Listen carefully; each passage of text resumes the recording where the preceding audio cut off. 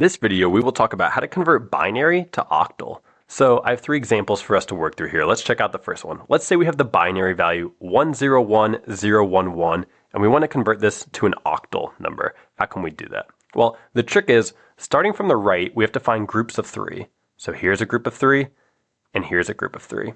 And here's what we do. This first digit corresponds to some value multiplied by 2 to the 0 power.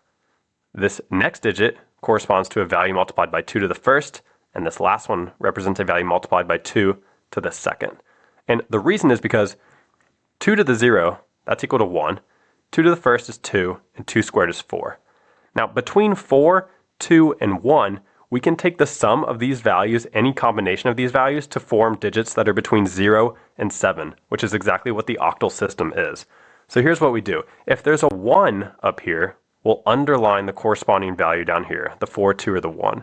So here's another 1, so we'll underline the 2, but here's a 0, so we don't need to underline the 4. And the trick is we're going to take the sum of the underlined values. So what is 2 plus 1? That's just 3.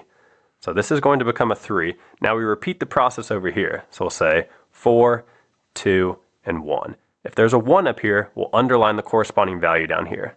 So we'll underline this 1, and we'll underline this 4, since they both have 1s. And then we say, well, what is the sum of the underlined values? 4 plus 1 is 5. So lastly, we're just going to combine these two values, 5 and 3. And we'll write a little 8 right here to indicate that it's an octal number. So the binary value 101011 corresponds to 5, 3 in the octal system.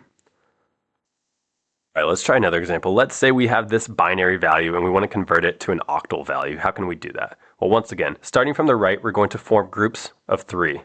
So here's a group of 3, here's a group of 3, and here's another group of 3. And remember, we write 4, 2, 1 underneath each group, like this.